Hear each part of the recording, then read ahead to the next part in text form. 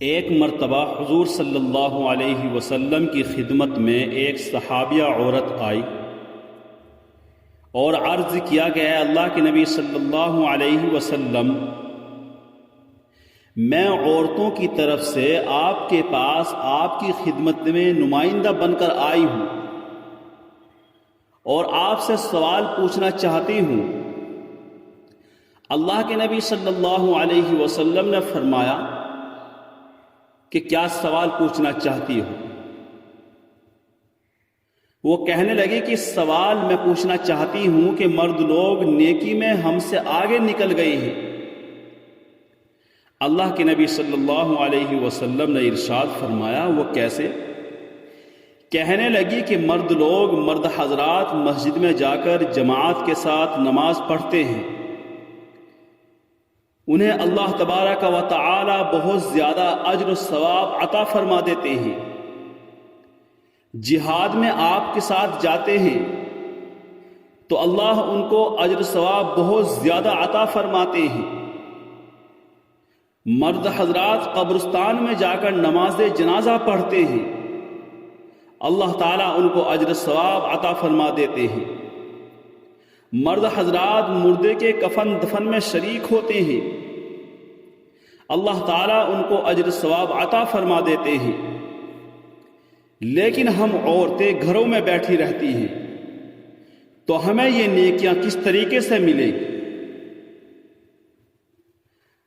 مرد ہم سے آگے نکل گئے ہیں۔ اللہ کے نبی صلی اللہ علیہ وسلم نے ارشاد فرمایا کہ پوچھنے والی نے بہت اچھا سوال کیا ہے۔ پھر آپ صلی اللہ علیہ وسلم نے ارشاد فرمایا کہ جو عورت گھر کے اندر نماز پڑھ لیتی ہے اس کو اس مرد کے برابر ثواب ملتا ہے جو مسجد میں جا کر جماعت کے ساتھ نماز پڑھ رہا ہے۔ جو عورت گھر کے اندر نماز پڑھ لیتی ہے اللہ تبارک و تعالی اس کو اس مرد کے برابر ثواب عطا فرماتے ہیں جو مسجد میں جا کر نماز پڑھ رہا ہے۔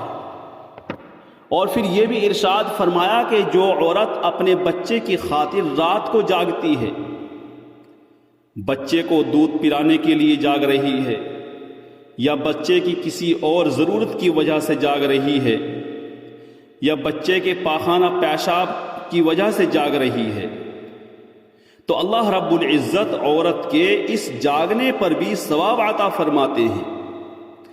اللہ کے نبی صلی اللہ علیہ وسلم فرماتے ہیں کہ جو عورت اپنے بچوں کی وجہ سے رات جاگتی ہے اللہ تعالیٰ اس کو اس مجاہد کے برابر اجر و ثواب عطا فرماتے ہیں جو سرحد پر کھڑا ہو کر ساری رات پہرا دیتا ہے۔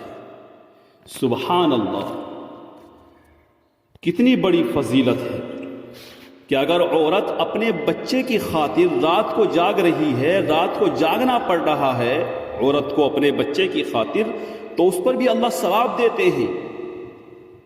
تو اس لیے اگر عورت کو بچے کی خاطر رات کو جاگنا پڑ جائے، بچے کی خاطر کوئی پریشانی ہم کو اٹھانی پڑ جائے، تو اس کو اللہ کے لیے برداشت کرے، کیونکہ یہ بھی ہمارے لیے عبادت ہے۔ اگر ہم اللہ کے لیے اس کو برداشت کریں گے، اپنے بچے کی پریشانی کو اپنی پریشانی سمجھیں گے، تو اللہ تبارک و تعالی اس عورت کو بہت زیادہ اجر و ثواب سے مالا مال فرمائیں گے جو اللہ کی خاطر اپنے بچے کی پریشانی کو برداشت کرے گی، اپنے بچے کی پریشانی کو اپنی پریشانی سمجھے گی۔